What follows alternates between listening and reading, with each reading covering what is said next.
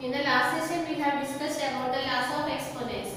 So now we are going to study in this session about the surds. You already learned in your first chapter about the surds. Again let us have a brief recap about what is meant by the surd, and in this session we are going to discuss about the types of surds and we are going to discuss all these things. Now here what is meant by a surd? Now see the page number 8 in your IIT textbook. See that one. So what is the definition of the surd? So what is meant by a surd? When we can't simplify a number to remove the square root or the cube root, any root. If we can't remove that one, that we call it as a surd. This is a simple definition. How we can define? When we can't simplify the number to remove the square root or the cube root, that type of values we call it as a surd. That type of square roots we call it as a surds. So here let us consider here some example. Consider here square root of 4 and consider here cube root of 4. Right? So here let us consider these two examples in this. What is a surd and what is not a surd. So what is meant by a surd? We cannot remove the square root. If we can remove the square root, then it will not become a surd. So here let us check whether can we remove the square root or not. So here this one, you know that square root of 4. This one you can write it as 4 power 1 by 2. So write it here this one as 4 power 1 by 2. Right? And you can write this 4 as 2 square. So write it here 2 square whole power 1 by 2. Now it is in the form of a power m whole power n. You know that a power m whole power n is nothing but a power m into n. So here you will get it here 2 into 1 by 2. You can observe that we are cancelling this square root and this 2, so that you are getting the value. So we can say that this square root of 4 is not a surd. Why? Because clearly you can observe that we are cancelling the square root. Square root is nothing but power 1 by 2. We are cancelling here. You can observe here. So we can say that it is not a surd, because here we are removing the square root in this condition. So we can say that square root of 4 is not a surd. Now clearly this cube root of 4 is a surd, because here we cannot remove the square root value. You can check it here. This one you can write it as 4 power 1 by 3. Here since this value is 3, you can write it as 1 power 3. Now you know that 4 you can write it as again 2 square whole power 1 by 2. Here you can observe that we cannot cancel these values. So we can say that it is a surd. So this one we call it as a surd. So what is meant by a surd? When we can't simplify a number to remove the square root or the cube root or any root, 4th root, 5th root, anything, that we call it as a surd. And if we can remove the square root, that will not become a surd. This is nothing but the surd. But here you have given in your textbook some definition. Let us see that one. This is a simple definition you can remember. Just if we can't remove the square root, that we call it as a surd. If we can remove the square root or cube root, any root, whatever it may be, if we can remove that one, it will become a surd. Now see here. So the surds all look like some like this, nth root of a. Right? Just now we have discussed here cube root of 4, square root of 4. So it will look like this. This one we call it as an radical. So here radical. Radical in the surd is similar. Both are same. Not exactly, but both are same. Here. What is the number that we are writing here, which is a? That we call it as an radical. What we call this one as radical. And this symbol we call it as an radical symbol. And the number, this one we are writing, this one we call it as an order. Order of the radical. So here this is nothing but the, like this it will denote. So now see here. And what is the condition here? Now see here in your textbook they have given here the definition of the surd. If a is a positive rational number which is not the nth power of any rational number, then the irrational number and root of a are called the simple surds. So what they are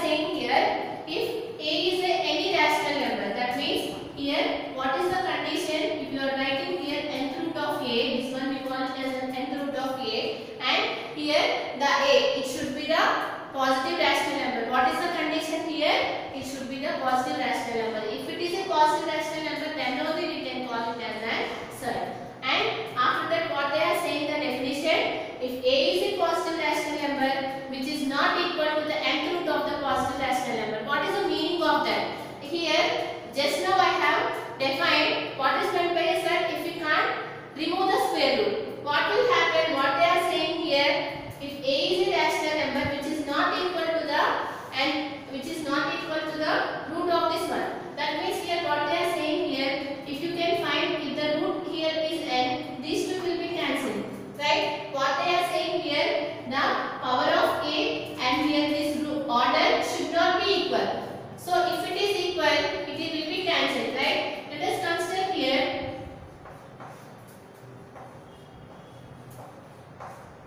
fourth root of 2 power 4. Let us consider this one. And here you can observe that here this order and this power both are same, right? If both are same, we can say that it is not a surd, because here what will happen?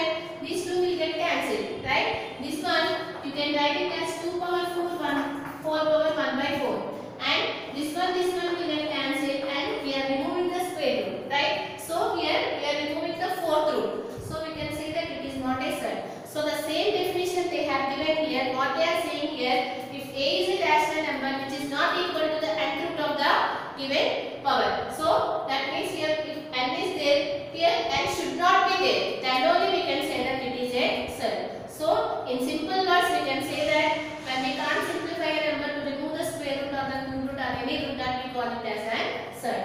Now here you can see here every surd is a rational number, but every rational number will not be a surd, right? Because here you can observe that what are the examples of the surd? Cube root of 4, this is one surd, and after that here you can write it as square root of 5, this is also a surd, and some you can observe that here all surds are these are all the irrational numbers, and you know that every surd is an irrational number, but every irrational number need not be a surd. You can give the example for that. If you consider pi, you know that pi is an irrational number, and because the value of the pi, which is 22 by 7, which is nothing but 3.141 and so on, and you can observe that the surd is an irrational number. If you consider this irrational number, we cannot express this one in the form of the root, right? Since we cannot express this one in the form of the root,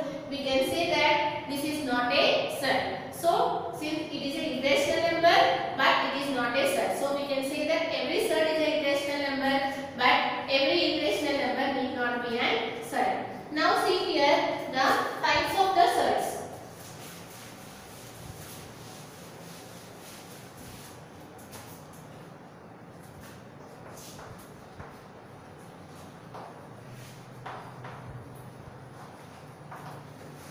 So what is a surd? When we can't simplify the number to remove the square root or cube root and anything, whatever the root, that we call it as a surd. Now see about the types of surds. The first one, which is the mixed surd and the pure surd. So here let us consider the first one, which is the mixed surd. What is meant by the mixed surd?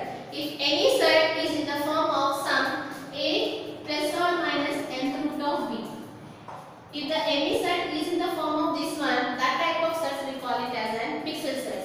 Example, you can take it here 2 plus 3 root 5. You can observe that it is in the form of this one, and 2 minus 3 root 5, or you can consider here 3 plus root 5.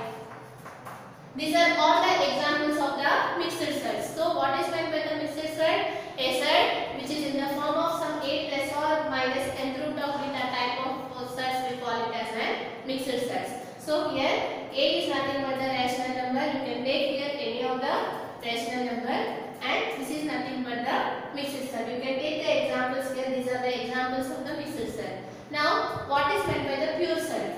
If pure surd is nothing but if the a value is 0 in this condition, if a is equal to 0, what will look like? This becomes 0. So what is left out here? We will left out here nth root of b. it as a pure set. You can write the examples root 2, cube root of 5 and cube root of 7. These are all the examples of the pure sets. So what is meant by the mixed set? If any set is in the form of a plus or minus nth root of b, that we call it as a mixed set. And in the mixed set, if the a value is 0, we will get the pure set. This is nothing but this is the types of set. One is the mixed set and other one is the pure set. Next, see the other type of the set, which is the binomial set and the compound set. The next set, which is the compound set.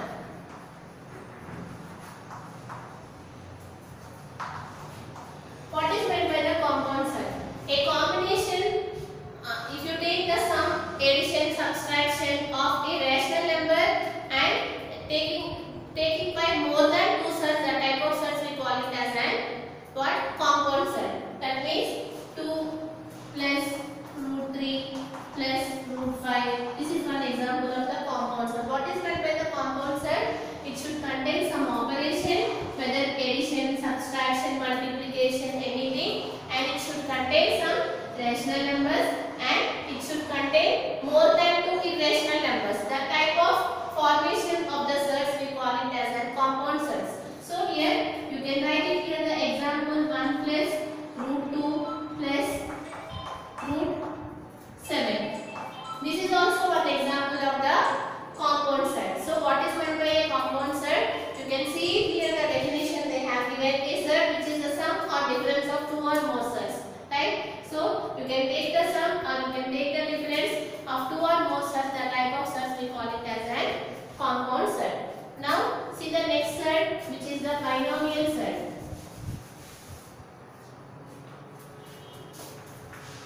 The name itself says.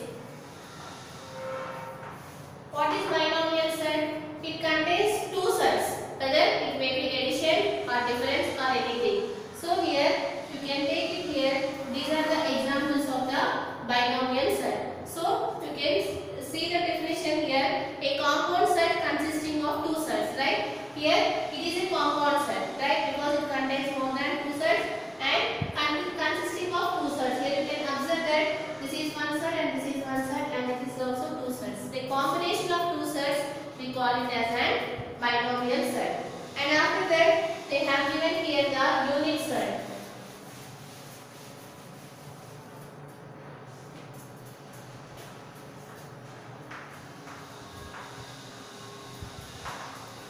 So before going to discuss about the unit set, let us see about the multiples of set. So here if any set which is in the form of key into some set. Here k is nothing but you can take any constant number. So that type of set we call it as a multiple of sets. Consider here 2 into root 3 and consider here some 5 into cube root of 5. These are all the examples of the multiple of sets. So here what is meant by the unit set? If the k value is equal to 1, then that type of sets we call it as an unit sets. So you can take it here root 3, root 5. Here you can observe that here 1 should be there, right? So that type of sets we call it as an unit set. You can see the definition here. What they have given here, if nth root of a is a set, it is also referred to as an unit set, right? So nth root of a, just now only I have told, if this value is equal to 1, then we call it as an unit set. And if k into nth root of a, if it is in the form of this one, then k we call it as a multiple of a set. So this is about the types of sets. Now see the last one, which is the similar sets.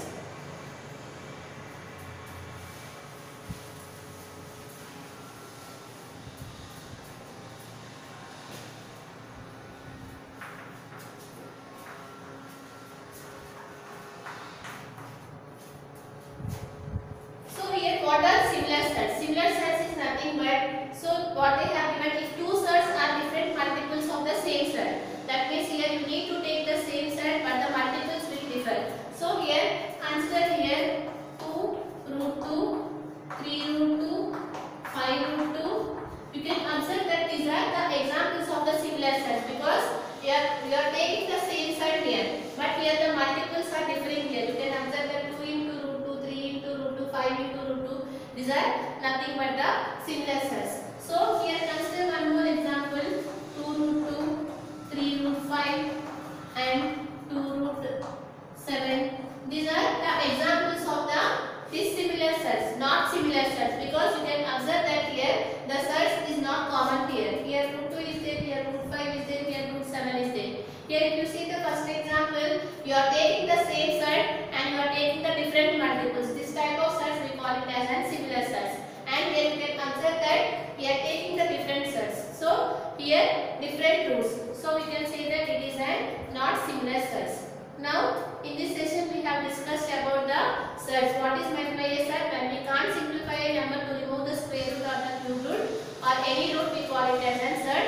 And after that we have discussed about the types of sets. In that we have discussed about the binomial set. What is meant by the binomial set? A set which consists of two sets, we call it as a binomial set. And after that compound set. What is meant by the compound set? The sum or difference of two or more sets, we call it as a compound set. And if the set is in the form of a plus or minus nth root of b, that type of sets we call it as a mixed sets. And if this a value will become 0, then you will get nth root of b. This one we call it as a pure set. And after that we have discussed about the similar sets. What is meant by the similar set? If you take the same set and you are taking the different multiples, that type of set we call it as a similar set. Now in the next session we are going to see few more definitions about the